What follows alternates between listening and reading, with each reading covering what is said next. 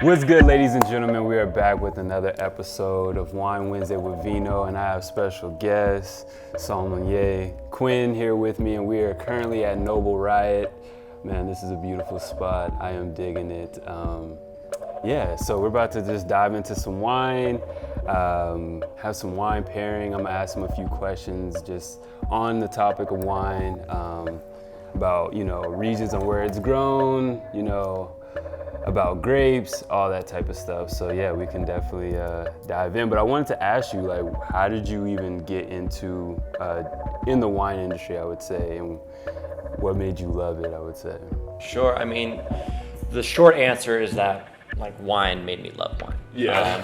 This stuff's amazing. It makes itself. But I got into it kind of on accident. Oh, okay. The reason I say that is because I didn't have this thought that wine is what I want to do. Yeah. I just ended up doing it. I all through high school, teenage years, younger years, I just worked at restaurants, bussing tables, doing whatever. Mm-hmm. And by the time I was graduating high school, thinking about going to college, trying to figure out what to do.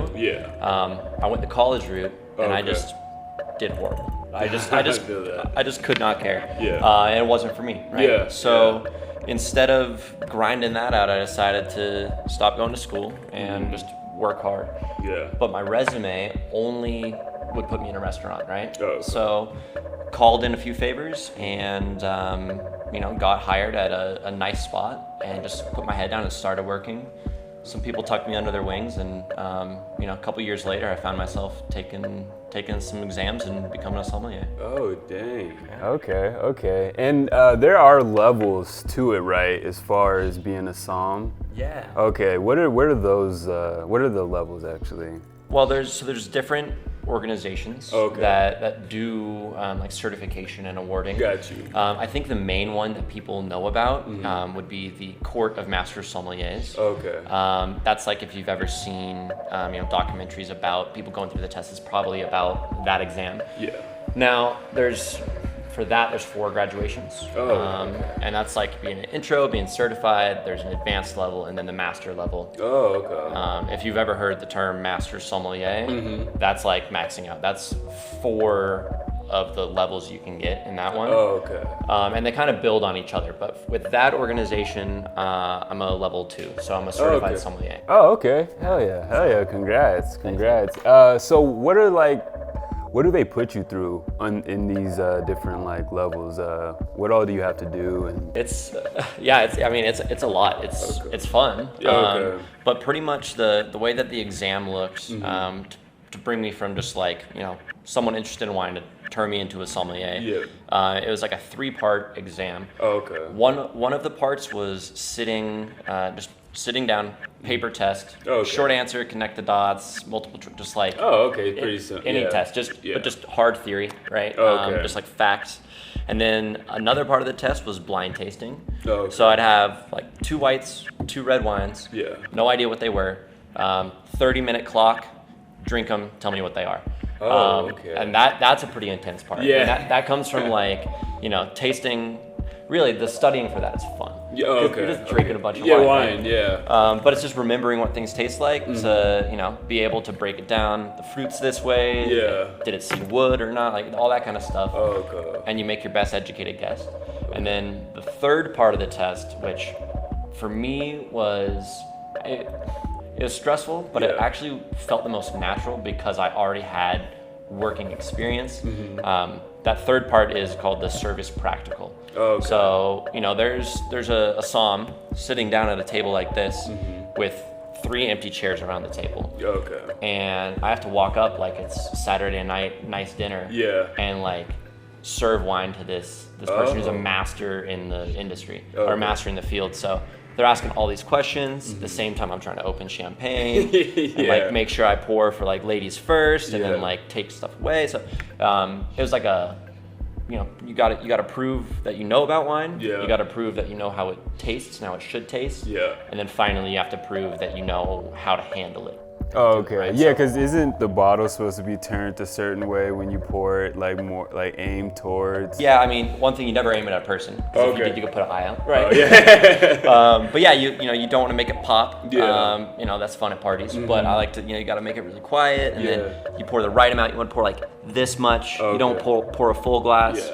Yeah. Just the little nuances. Yeah, definitely. And there are like, so for reds, it's like a wider body, right? Yeah. So I mean, this glass, I guess we call it a uni, just a universal. Yeah. Because it works for everything. Oh, okay. But the biggest reason, or the biggest thing you're looking for in a wine glass is the wider middle and the narrower top. Yeah. So in the bowl here, you can hold the aromatics in. Oh, okay. Right? Because wine is so much more than how it tastes, it's how it smells. Yeah. It's a huge part of it. So yeah, with reds, bigger this way. And even stuff like champagne. I mean, personally, I drink sparkling wine out of glass just like this. Oh, okay. I didn't even know that. Yeah, one, I'll drink it fast enough that I'm not worried about the bubbles going away. Yeah. The wine's gone long before the bubbles. No, that's dope. Okay, for sure. And then of course for like the white wines, it's a more like a smaller body, right? Yeah, I mean that can be more justified because whites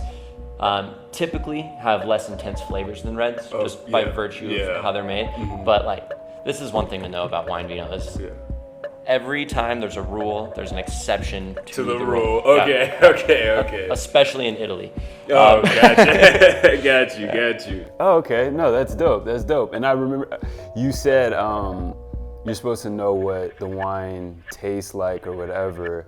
I was wondering, so is there really do you really know a good wine? Because isn't it subjective at a certain stance? Like, some people might like this, but it might be critically acclaimed like a dope wine or a great wine, but wouldn't it be subjective, or is there certain qualifications where you're like, no, this is actually like great wine? When do you know that something's like certifiably good? Yeah. So I think that, especially now with like, you know, a younger generation of people, guys like us that are like interested in getting into wine, which, you know, maybe people think of as something that, you know, just older people like.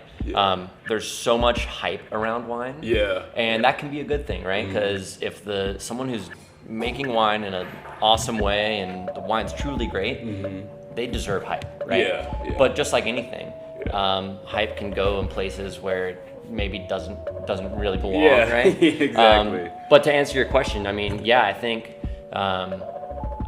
I like to think that I can tell the difference between a wine that's quality and a wine that's not. And you know, there's stuff to say like, you know, price doesn't always mean it's good, right? But you know, $5 bottle of wine, it's pretty much always going to be crap. You know, that kind of thing, right? That's crazy you say that, because I remember like getting into wine, because I'm not a big fan of like hard alcohol and like heavy liquor. So my godmom actually got me into wine. She was just all like, try wine, you might like it. So I was like, all right, yeah, I'll try it. She gets like Gallo family, Cabernet Sauvignon, very cheap wine. But I actually like, on initial taste, I like loved it. Like that's what actually like kind of broke me into it. And I think a bottle's like $5, $6, you know what I'm saying? So that is one exception, but I have had, you know, bad, cheap wine, but I've also had like, you know, more expensive wine where I'm like, this doesn't hit. One of my favorites is, have you heard of Sebastiani? Actually, no. It's a cab. Yeah, that's one of my favorites. I think that's my lane, is more the cab, you know, heavier, stuff, full body. Weight, a little bit more structure to it. Yeah, totally. Yeah. So yeah, that's kind of how I got into it. Is just even the Wine Wednesday. I was sipping wine and I was all like, and then we just made it a thing where we were having like wine night and stuff like that. And then I was like, I'm gonna turn it into a vlog. So yeah, that's how it all came to be. What are some of your favorite wines, or wines that you like would prefer to somebody to try? Yeah, I mean, I think something that is really something that excites me a lot are you know, things that are kind of going against the grain of what someone think might be true about a wine. So what I mean by that is a lot of people think like, oh, I don't like rosé because it's gonna be too sweet or too fruity or too whatever. Yeah. But there's plenty of examples of rosé that has like texture and character and stoniness and weight. Yeah. And the same thing for red. Sometimes people are like, I don't like red wines because they're too dry, too heavy. Yeah. They got too much tannin and stuff. Yeah. But then you give somebody, something like, some Beaujolais or some lightly extracted stuff. Even, a grape like Zinfandel, which is legendarily dark and purple. I'm thinking a wine that we have in right now from a producer called Sturm. Okay. They have a Zinfandel that like it's pretty, it's light, it's dainty, it kind of dances around the glass, like it's really refreshing. So I like to give people examples of the exception to the rule, like I was saying, right? People say, I think I don't like this because XYZ. I'm like, all right, well then here's ABC. Yeah. The other side. Okay. Right? Yeah, definitely. Oh, okay. I wanted to ask you because I was told once that like with the cheaper wines, they kind of put like fillers in it and stuff like that. So I was wondering if like sulfates, are they harmful? Yeah, so I'm glad you asked. Sulfites are such a, they're a polarizing topic in wine discussion, especially in natural wine discussion. Right, so like here at Noble Riot, just a little aside, while we do serve wines that are categorically natural, we prefer to kind of call them honest wines. Meaning, if there's a little bit of sulfur that's put in right at bottling to make sure that the wine doesn't go off in a weird direction, then like fine, as long as the people who made it weren't like fertilizing their fields or like adding food dye or this or that, the other. So little soapbox there. But to answer your question about like, are they harmful? Technically, yeah, right? Like if you add a spoonful of sulfur, you would not have a good day, right? But that said, like the wines that we're serving, many of them truly have zero sulfur, right? But a lot of them also will have, 20 to 30 parts per million. So we're talking like such a small amount, you can't even tell. And I was talking about hype with wine earlier too. People get all hyped up on, is it sulfur, is it natural, is it not? And then you eat a handful of trail mix from the grocery store, you're already having more sulfur than anything else. Okay. So I think there's a misconception about that. The bigger thing is things like pesticides in the vineyard, fertilizers in the vineyard, stabilizing chemicals, food dyes, like artificial tannin, added sugar, like all of these things that can go into wine, that's what actually screws people up. A little bit of sulfur, it's already in you. And that's a product of fermentation anyway. So you could really, if you want to get down to brass tacks on it, like there's no such thing as a sulfur-free wine because to make wine, sulfur happens in fermentation. Okay. So what wines do we have here today? So a couple things I grabbed, just because they're kind of singular for what we do around here, but they also just kind of show, like I understand that this vlog series is not just about wine. This interview is wine heavy because that's what I do. But generally you're talking about art and creation and things. So something that I'm personally quite proud of, and I know that this brand is proud of, is our Small But Mighty. And this is a wine that was actually made by us. So almost all the wine in the building, of course, is just made for the sake of being made, or everyone has its reasons. But this one is the only that has our name on it because we had a hand in creating this wine. We got fruit from a farm in southern Colorado called Talbot Farm. And then we carted that fruit up to Balistreri. I work with Balistreri as well. Balistreri's dope. That's actually where I did my first wine event before the one at Forge. Cool. So this. The white wax. Shout out Balistreri Vineyard. Seriously.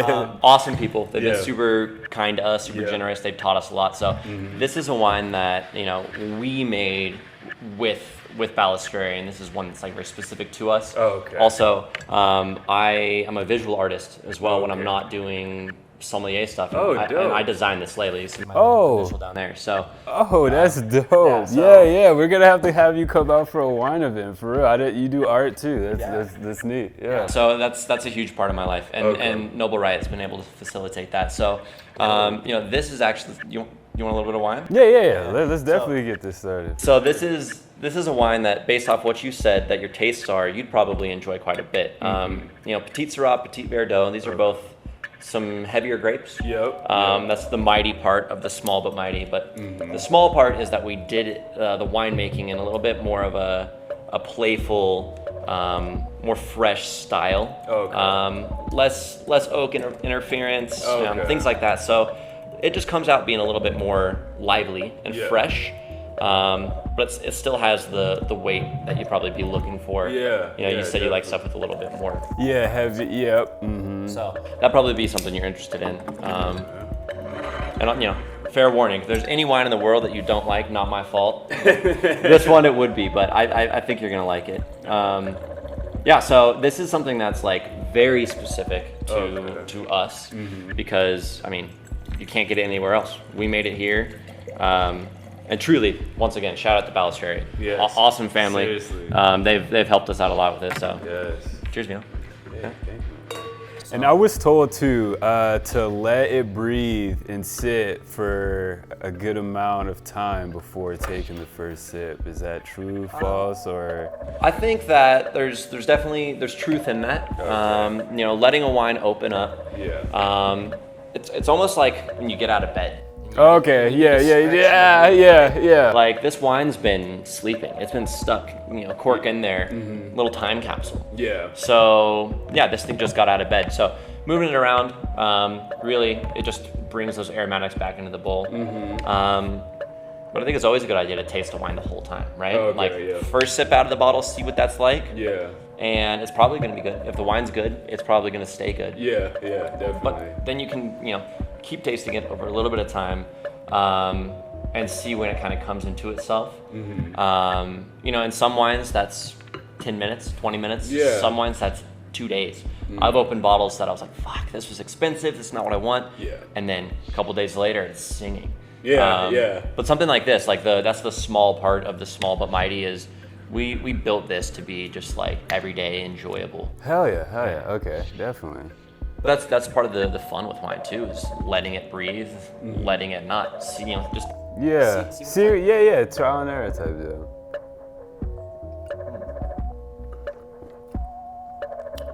Yeah, this is really good. Yeah, you really do not, no oak, I don't really taste. It has I like the finish, like a sour type of. Yeah, the fruit's really bright. That's something we tried to preserve. Sometimes with grapes like this, the flavor can get really almost like muddy, confused, really, really dark and roasty, which can work. But for my palate, and I think for the general palate of the people that come into Noble Riot, this is a dark red wine that you don't need food. Yeah, literally. Which is great. It's very refreshing too. Yeah. So this is something that that's why I pulled it out, because we made it, but it's also a good example of going against that rule.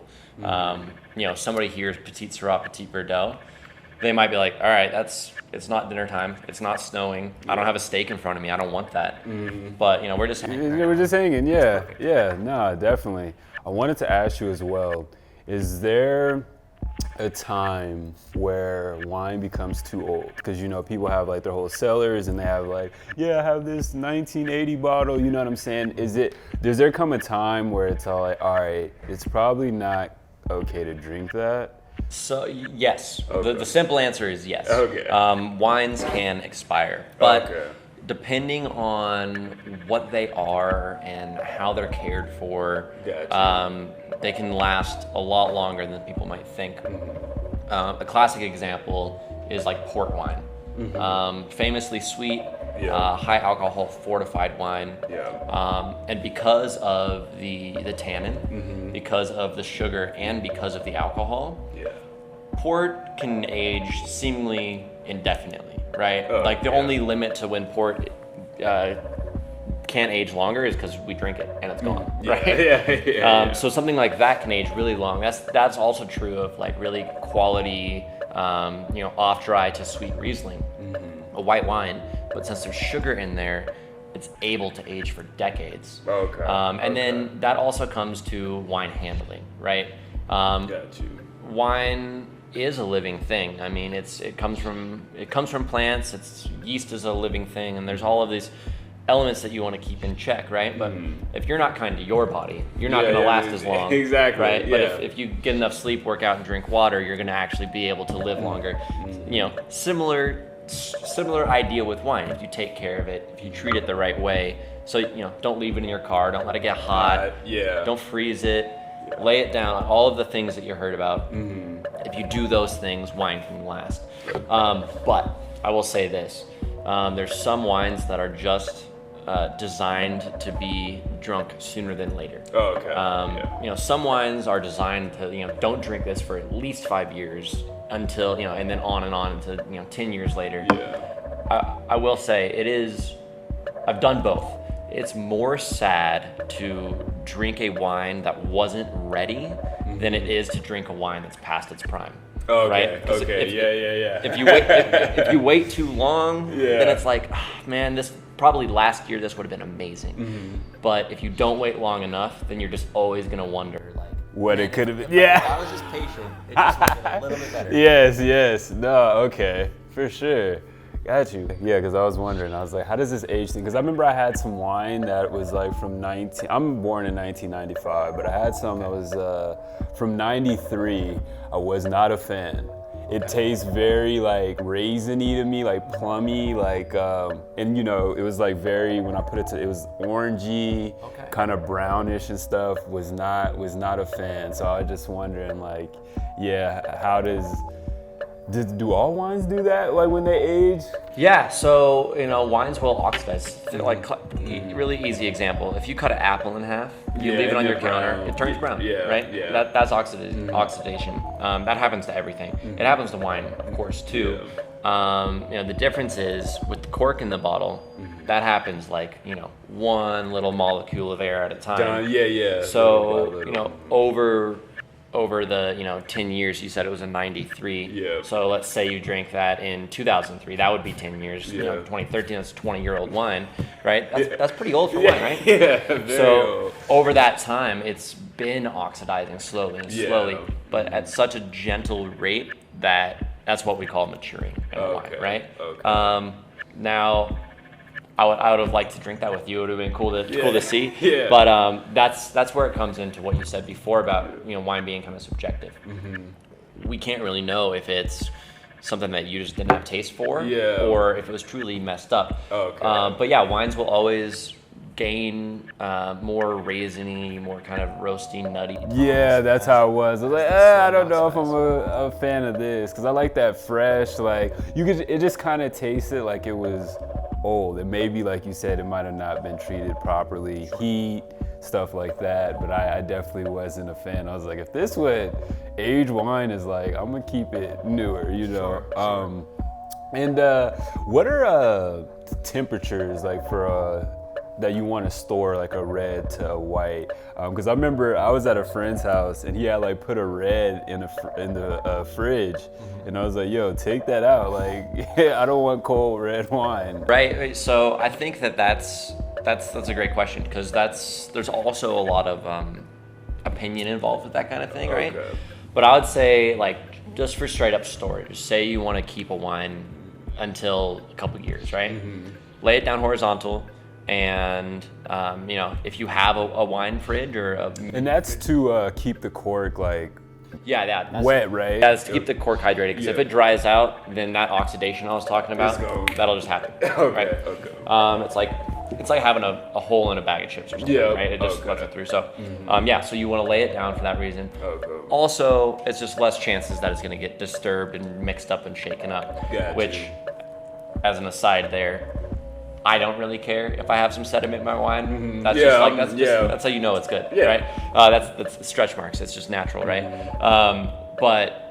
Anyway, you want to keep a wine like right between like 40 and 60 degrees. Ideally like 48 to 55. That's cool enough that the yeast that might still be present, but any sort of the microbiology in a living wine, it won't die.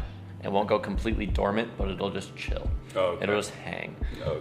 And that also will prevent the wine from, on the extreme side of it, like getting baked, getting cooked in the bottle. Yeah. That's like, with old wines is, if you get a bottle of wine that's already 10 years old, you can treat it perfect for 10 years, but you don't know if it was sitting in the back of someone's car, just getting hot and cold and hot and cold and hot and cold. Yeah. So that's kind of a gamble with older wine. Okay. But then, that just really comes down to trying to source it from a place that takes care of it well, right? So, and that's part of how people in my industry are able to have a job in this industry, handling wine properly, right? Yeah. And then for serving, I mean, you said that you didn't like the red wine in the fridge, which I can dig, something not being like ice cold, but I think like a pretty good, a good rule of thumb for a white wine, put it in the fridge and have it be completely fridge cold, pull it out, pop the cork, drink it, right? Yeah. A red wine, the way that I like to do it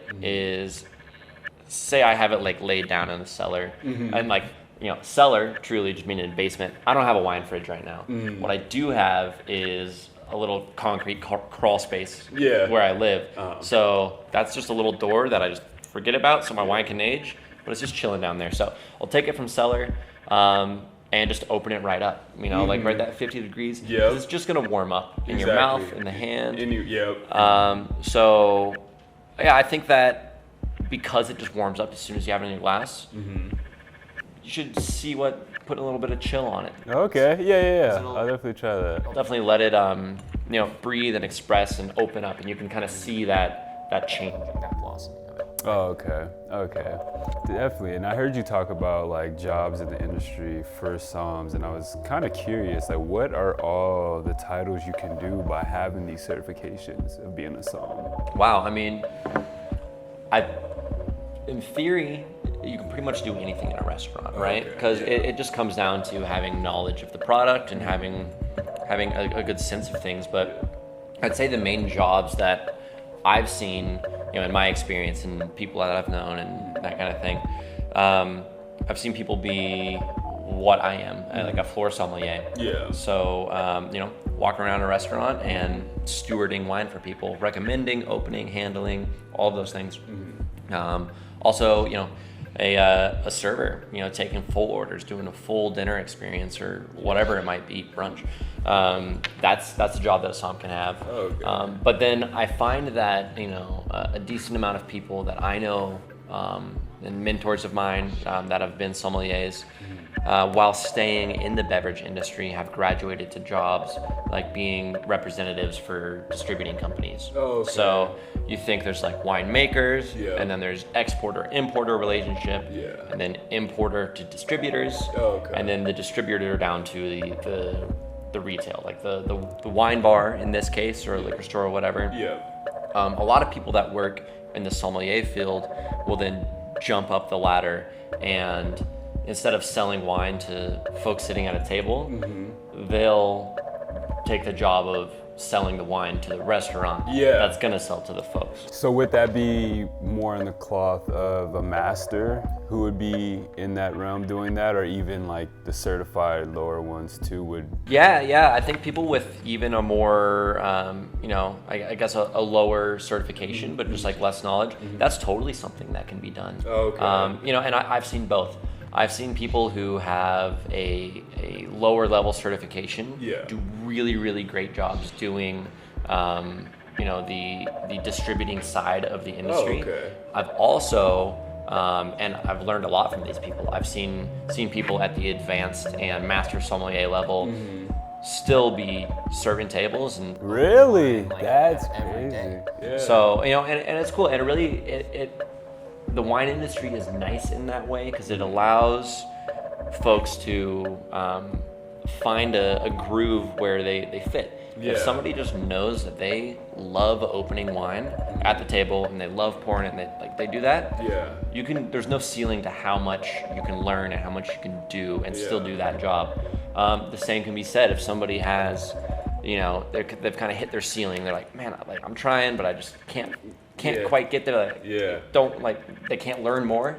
That doesn't mean that they have to quit the industry. Not at all. They can move on and do a different job that might suit their skills in a different way. Mm-hmm. And I think another thing that's a huge virtue in that kind of distributing work is that's a day job, right? Like I'm a proud sommelier. I love pouring wine at tableside. I love loud music and nightlife and the whole thing. But no matter how fancy the wine I pour is all night, end of the night I'm sweeping the floor and mopping the floor, which is good. It keeps me humble. It keeps it honest. Yeah, you gotta have that. Right? But that's a piece of the job. Exactly. Now, a lot of people for whatever different reason, but and myself included, I don't see myself staying up and working until midnight and 1 for the rest of my life, right? So being able to pivot and keep this expertise and keep this knowledge, but do it on a 9 to 5 basis, that's game changing for people. Hell yeah, definitely. And speaking of food, it looks like we got some food. I'm excited. Yeah, I'll go grab this real quick.